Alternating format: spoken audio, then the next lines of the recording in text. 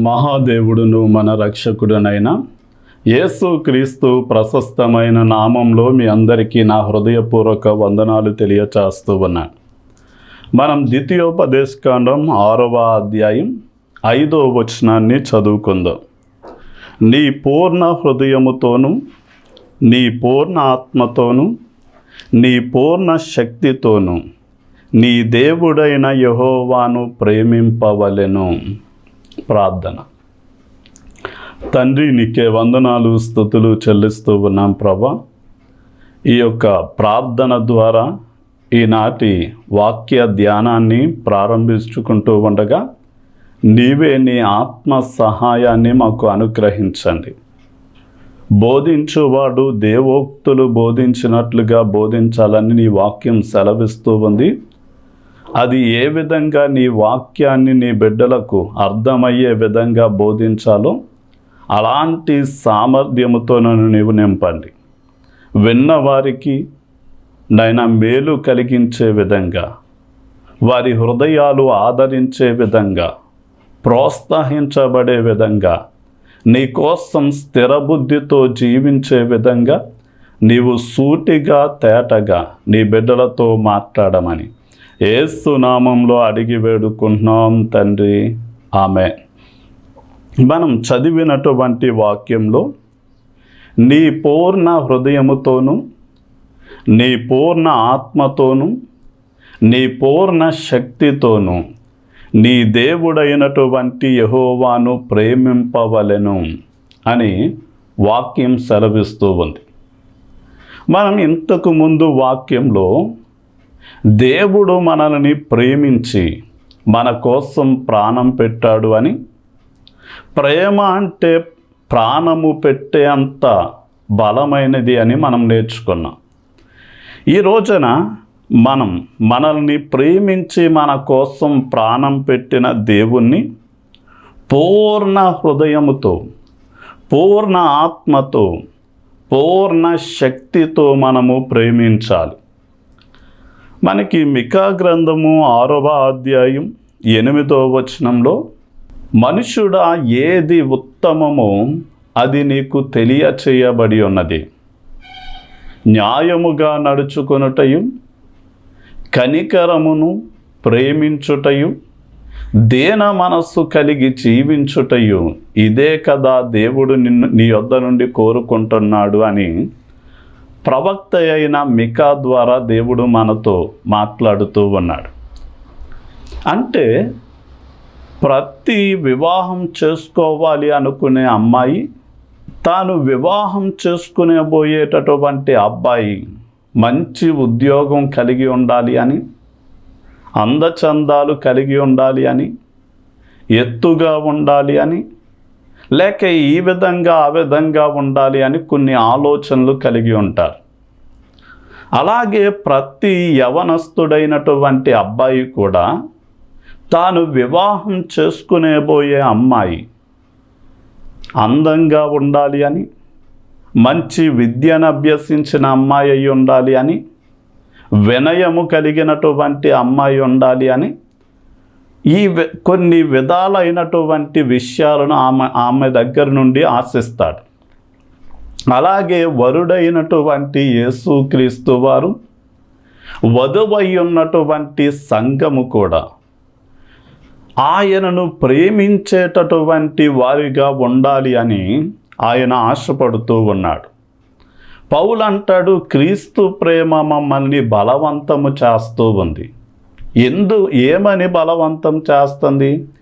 యేసయ్య నన్ను ప్రేమించి నా కోసం మరణించాడు గనక, నన్ను ప్రేమించి నా కోసం మరణించిన యేసయ్య కోసమే బ్రతకాలి అని దేవుని ప్రేమ నన్ను బలవంతము చేస్తుంది అన్నాడు. ఈ వాక్యాన్ని వింటున్నటువంటి ప్రియ దేవుని బిడ్డలారా, నిజంగా యేసయ్య నన్ను ప్రేమించి నా కోసం మరణించాడు అని నీవు గుర్తించి దేవుని యొక్క ప్రేమను అనుభవపూర్వకంగా తెలుసుకుంటే ఖచ్చితంగా దేవుని ప్రేమ నిన్ను బలవంతం చేస్తుంది. నన్ను ప్రేమించి నా స్థానంలో మరణించిన యేసయ్య కోసమే బ్రతకాలి, యేసయ్య కోసమే జీవించాలి అని దేవుని యొక్క ప్రేమ నిన్ను ఏం చేస్తుంది అంటే బలవంతము చేస్తుంది. సరే, నేను దేవుణ్ణి ప్రేమిస్తున్నాను అని నీ ప్రేమను నీవు ఎలా చూపించాలి అంటే ఏదో మాటలలోనూ నాలుకతోనూ చెప్పడము కాదు. నీ ప్రేమ దేవుని మీద ఎంతటి ప్రేమను నీవు కలిగి ఉన్నావో దానిని నీవు క్రియలలో చూపించేటటువంటి వ్యక్తిగా ఉండాలి. అందుకనే యాకోబు భక్తుడు అంటాడు, క్రియలు లేని ప్రేమ మృతమైనది, క్రియలు లేని విశ్వాసము మృతమైనది అంటాడు. అంటే ఈ రోజున నీవు దేవుణ్ణి ఎంతగా ప్రేమిస్తున్నావో, నీ ప్రేమ కేవలం మాటలకు మాత్రమే పరిమితి అయి ఉంటే నీ ప్రేమ వాస్తవమైనదిగా నీవు నిరూపించుకోలేవు. కానీ నీవు ఎంతగా ప్రేమించావో నీ క్రియలే దాని గురించి సాక్ష్యం ఇవ్వాలి.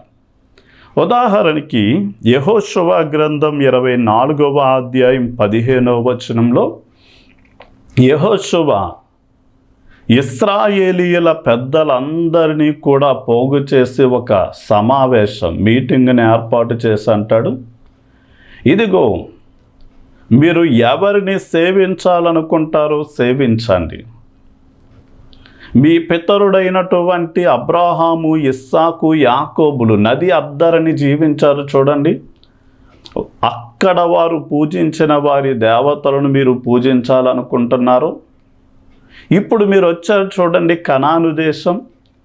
ఆ కనాను దేశంలో 7 జాతుల ప్రజలుగా ఉన్నటువంటి అమోరీయుల యొక్క దేవీ దేవతలను మీరు పూజించాలనుకుంటున్నారో, ఎవరిని పూజించాలనుకుంటే మీరు పూజించండి.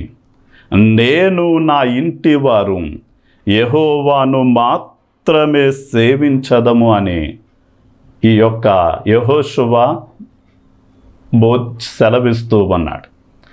ఈ రోజున నిజంగా మనము కూడా దేవునిని గనక ప్రేమిస్తున్నాము అంటే ఈ భూమి మీద దేవుళ్ళు దేవతలు అనబడిన వారు కోట్ల మంది ఉండొచ్చు, కానీ నీవు నిజంగా యేసయ్యను గనక ప్రేమిస్తే నీ అంతరంగంలో నీ జీవిత విధానం కూడా ఎలా ఉండాలి అంటే నీవు నమ్మినా దానిని అనుసరించినా నీవు యేసు క్రీస్తు వారిని మాత్రమే ప్రేమించి ఆయన కోసమే నీవు జీవించాలి.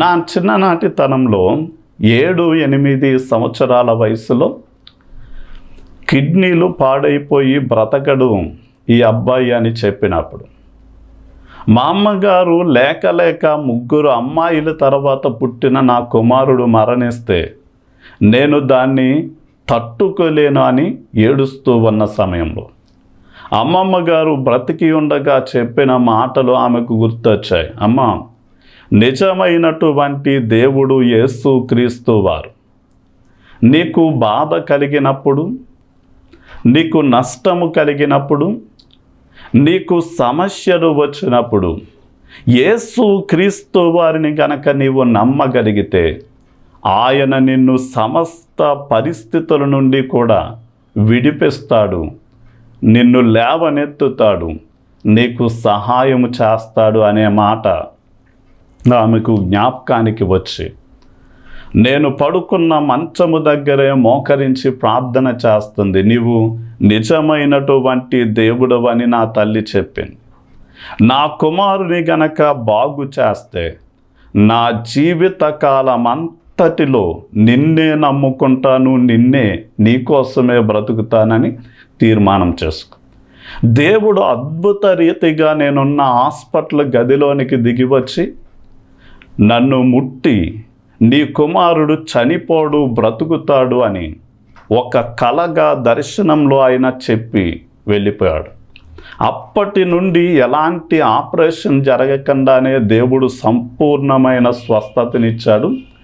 దేవునికి మా అమ్మగారు ఇచ్చిన మాట చొప్పున మేము మా ఇంటి వారు దేవునిని మాత్రమే, యేసుక్రీస్తు వారిని మాత్రమే పూజిస్తాం, ఆయనను మాత్రమే సేవిస్తూ ఉన్నాం. ఈ రోజున నీవు కూడా నాకు యేసయ్య అంటే చాలా ప్రేమ, నాకు చాలా ఇష్టము అని చెప్తే నీవు యేసయ్యను మాత్రమే ఆరాధించే వ్యక్తిగా నీవు ఉంటావు.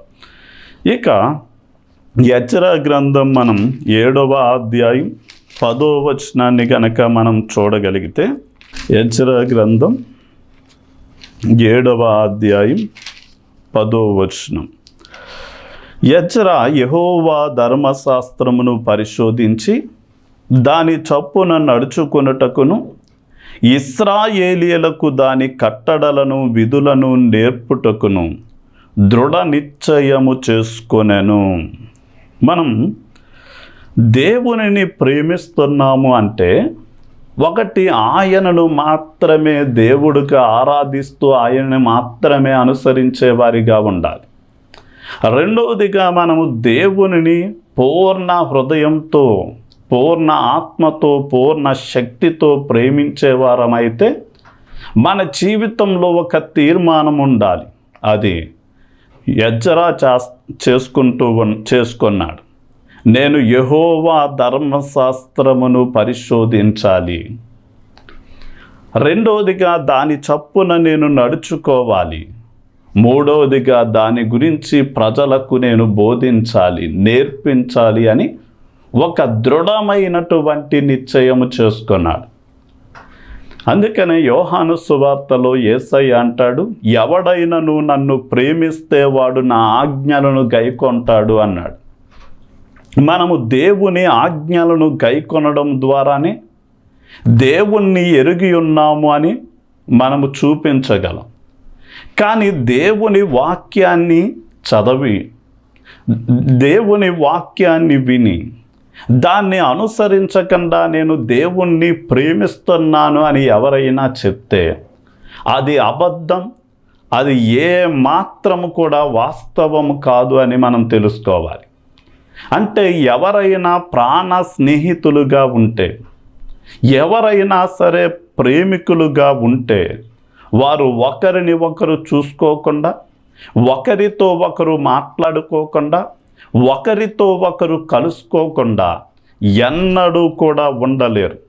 అలాగే మనము పూర్ణంగా దేవుణ్ణి ప్రేమిస్తే ప్రార్థన ద్వారా, వాక్యాన్ని నిరంతరము చదవడం, వినడం ద్వారా, ఆ వాక్యాన్ని అనుసరించడం ద్వారా, ఆ వాక్యమును ఇతరులతో పంచుకోవడం ద్వారా మనం ఏం చేయొచ్చు అంటే ఆయన్ని ఎంతగా ప్రేమిస్తున్నామో ఆ విషయాలు సాక్ష్యముగా నిలుస్తాయి అన్న సత్యం మీరు తెలుసుకోవాలి. ఇక మూడవదిగా దేవుణ్ణి ప్రేమించేటటువంటి వ్యక్తులు వారికి కలిగి ఉన్నటువంటి ధనాన్ని దేవుని మహిమ కోసం, పని కోసం ఖర్చు పెట్టేవారిగా ఉంటారు. ఒక రోజున యేసుక్రీస్తు వారు ఒక గ్రామానికి వచ్చి భోజనం నిమిత్తం ఆహ్వానించబడిన వారి ఇంటిలోనికి వెళ్ళి భోజనానికి కూర్చున్నప్పుడు యేసయ్యతో పాటు శిష్యులు కూర్చున్నారు. ఒక స్త్రీ లోపలికి వచ్చి మిక్కిలి విలువ కలిగినటువంటి అత్తరు బుడ్డిని ఆమె పగలగొట్టి ఆయన మీద ప్రోక్షించి ఆమె కన్నీటితో ఆయన పాదాలను కడుగుతూ తన తలతో తుడుస్తూ ఆ పాదాలను ముద్దు పెట్టుకుంటూ ఉంది. ఇది చూసినటువంటి కొంచెం మంది శిష్యులకి కోపం వచ్చింది. అమ్మ, ఎందుకు ఈ అత్తరి బుడ్డుని ఇలాగా వ్యర్థం చేస్తావు? అదేదో అమ్మి మాకిస్తే గనక దానితో కొంచెం మంది బీదలకి అన్నమో వస్త్రాలు ఏయోటి ఇద్దాం కదా అని ఆమెను చాలా ఏదో తప్పు చేసినట్లుగా ఖండిస్తున్నారు. ఎందుకు అంటే ఆమె మిక్కిలి విలువ కలిగినటువంటి అత్తరు బుడ్డి యేసయ్య మీద ప్రోక్షించింది. అంటే లెక్కల ప్రకారం ఒక మగవాడు సంవత్సరంలో 365 రోజులు కష్టపడితే ఎంత జీతం వస్తుందో ఆ సంవత్సరపు కాలంలో ఒక మగవాడు సంపాదించే అంత విలువైనటువంటి అత్తరు తెచ్చి యేసయ్య మీద ప్రోక్షించి, శిష్యులు ఆమెను తొందర పెట్టడం చూసి యేసయ్య అంటాడు, బేదలు ఎల్లప్పుడూ మీతో ఉన్నారు, నేను ఎల్లప్పుడూ మీతో ఉండు. వారికి ఎప్పుడు మీరు సహాయం చేయాలన్నా చేయొచ్చు, కానీ నేను ఎల్లప్పుడూ మీతో ఉండను. ఈమె నా భూస్థాపన నిమిత్తం మంచి కార్యక్రమం చేసింది. ఆమె నన్ను విస్తారంగా ప్రేమించింది కనుక ఆమె విస్తారమైన పాపాలు క్షమించబడ్డాయి అని యేసయ్య చెప్పారు. అంటే ఈ రోజున ఆమె అంత విలువైన అత్తరి యేసయ్యకు మీద ప్రోక్షించడం లేక యేసయ్యకు ఇవ్వడంలో అర్థం ఏంటి అంటే, ఆమె ఎంతగా యేసయ్యను ప్రేమిస్తుందో ఆమె చేస్తున్నటువంటి పనే ఒక సాక్ష్యంగా ఉంది. ఈ రోజున మనము కూడా యేసుక్రీస్తు వారిని ప్రేమించే వారిగా ఉంటే, మనకి దేవుడిచ్చేటటువంటి ధనంలో కొంత ధనాన్ని మన ఇంటిలో ఉన్నటువంటి అవసరాలు తీర్చుకుంటూ, అలాగే మన పనులను జరిగించుకుంటూనే దేవుడు మనకిచ్చిన దాంట్లో కొంత భాగాన్ని, అది దశమ భాగం అవ్వచ్చు, మీకు అంతకంటే ఆయన మీద అధికమైన ప్రేమ ఉంటే ఇంకా ఎక్కువ మొత్తంలో కానీ తీసి దేవుని పనిని జరగడానికి మనం దానిని ఇచ్చినప్పుడు, మనం ఇచ్చేదే దేవుణ్ణి మనం ఎంతగా ప్రేమిస్తున్నామో తెలియచేస్తుంది. ఇక దేవుణ్ణి ప్రేమించేవారు ఏం చేస్తారు అంటే, దైవ చిత్తాన్ని నెరవేర్చేవారిగా ఉంటారు. మీరు యోహాను సువార్త 21వ అధ్యాయం 15 నుండి 18 వచనాలు చూస్తే, యేసుక్రీస్తు వారు మృతుల్లోండి లేచిన తర్వాత అప్పటికి పేతురుతో పాటు కొంచెం మంది అపోస్తలులు, నేను చేపలు పట్టడానికి వెళ్తున్నాను అంటే మేము వస్తామని చేపలు పట్టడానికి వారు వెళ్ళారు.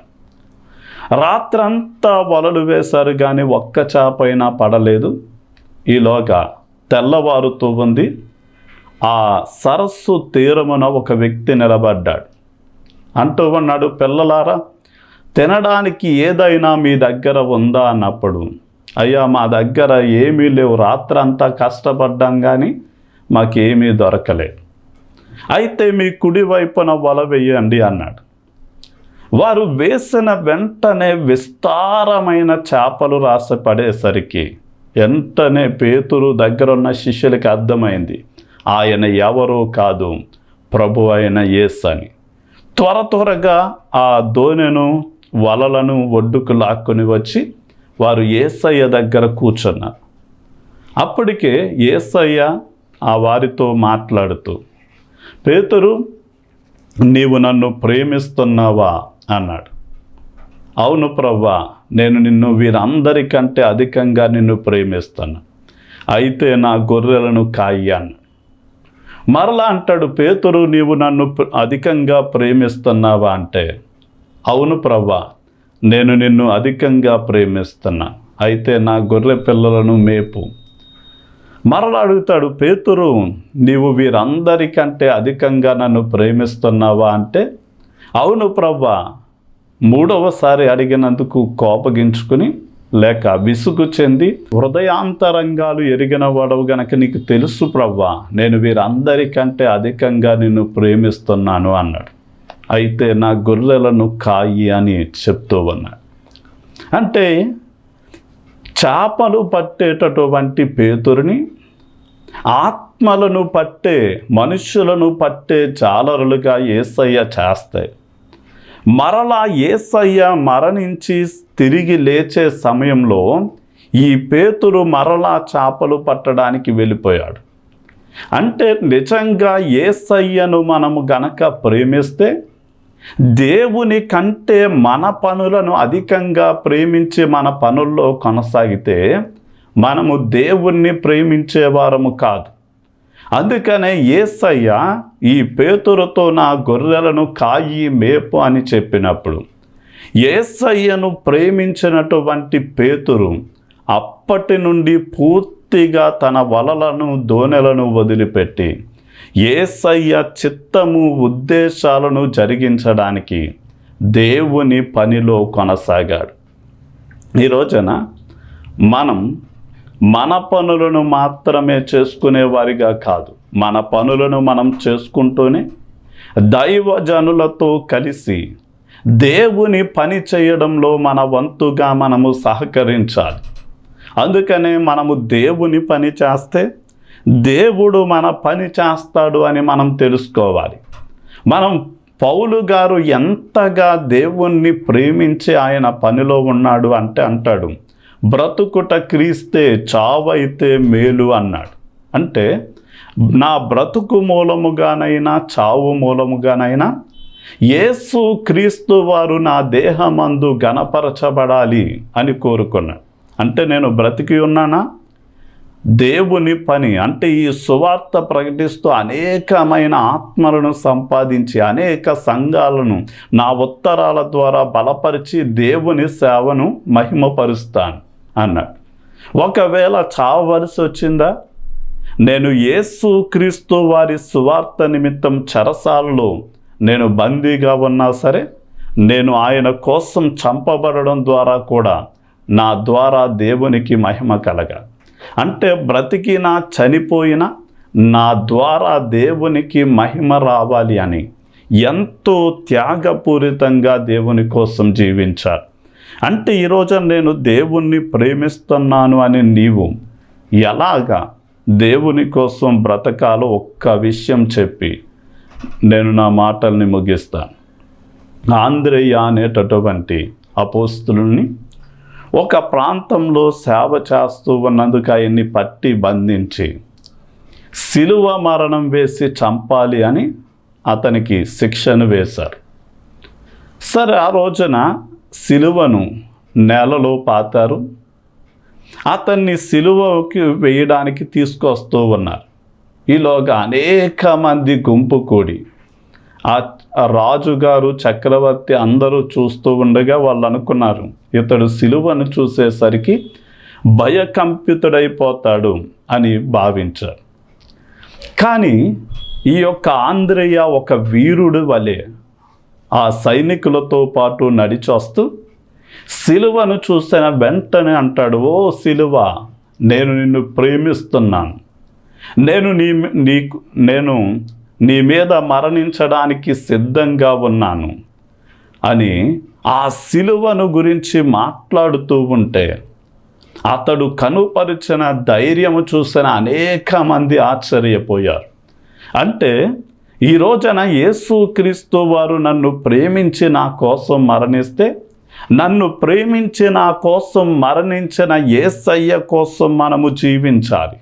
అవసరమైతే మరణమైనా సరే యేసుక్రీస్తు వారి కోసం మనం ఏం చేయాలి అంటే మనం మరణించడానికైనా సిద్ధపడే అంతగా మన పూర్ణ హృదయంతో, పూర్ణాత్మతో, పూర్ణ బలముతో మన దేవుడైనటువంటి యెహోవాను ప్రేమించాలి. అంటే అన్నిటికంటే అందరికంటే అధికంగా ఆయన్ని ప్రేమించాలి. ప్రార్థన చేసుకుందాం.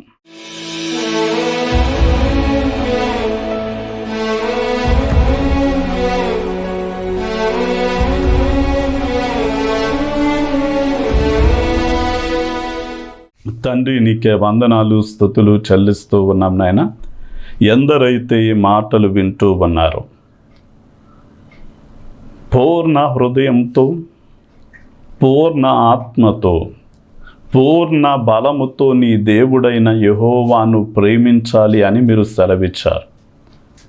కానీ మా ప్రేమ మాటలకు మాత్రమే పరిమితమైతే అది నిజమైన ప్రేమ కాదు గనక దానిని క్రియలలో చూపించాలని మీరు కోరుకుంటూ ఉన్నారు నాయన. యెహోషువ అంటాడు, మీరు ఎవరిని సేవిస్తారో సేవించండి, నేను నా ఇంటి వారు యెహోవాను మాత్రమే సేవించదము అన్నారు. అలాగే ఈ మాటలు వినిన వారు నిన్ను మాత్రమే ప్రేమించి నిన్ను మాత్రమే ఆరాధించేవారిగా, అనుసరించేవారిగా, సేవించేవారిగా ఉండడానికి సహాయం చే. నిన్ను ప్రేమించిన ఎజ్రా యెహోవా గ్రంథాన్ని పరిశీలన చేసి దాని ప్రకారము నడుచుకుని అనేక మందికి దానిని బోధించాలి అని దృఢ నిశ్చయము చేసుకున్నాడు.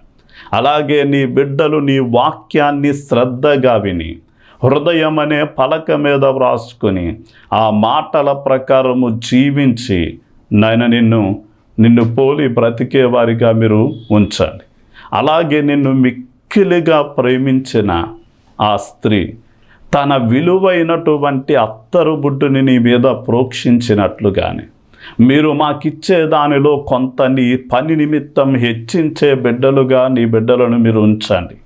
అదే సమయమందు ప్రభువా, ఈ యొక్క పేతురు ఎలా అయితే దైవ చిత్తాన్ని నెరవేర్చాడు, పౌలు మా బ్రతుకు మూలముగానైనా మా చావు మూలముగానైనా క్రీస్తు మా దేహమందు ఘనపరచబడాలని ఎలా కోరుకున్నాడు, ఆంద్రేయ నీ కోసం మరణించడానికైనా ఎంత సిద్ధపడ్డాడు, అలాంటి మిక్కిలిగా నిన్ను ప్రేమించి నాయన మేము ఏమైనా సరే నీ కోసమే జీవించడానికి సహాయం చేయమని యేసు నామంలో అడిగి వేడుకుంటున్నాం తండ్రి. ఆమేన్. ఆమేన్. దేవుని పనిని మీరు చేయండి, దేవుడు మీ పనిని చేస్తారు. దేవుని మందిరాన్ని మీరు కట్టండి, దేవుడు మీ ఇంటిని కడతాడు. దేవుని సేవలో ఉన్న అవసరాలను మీరు తీర్చండి, దేవుడు మీ అవసరాలను తీరుస్తాడు.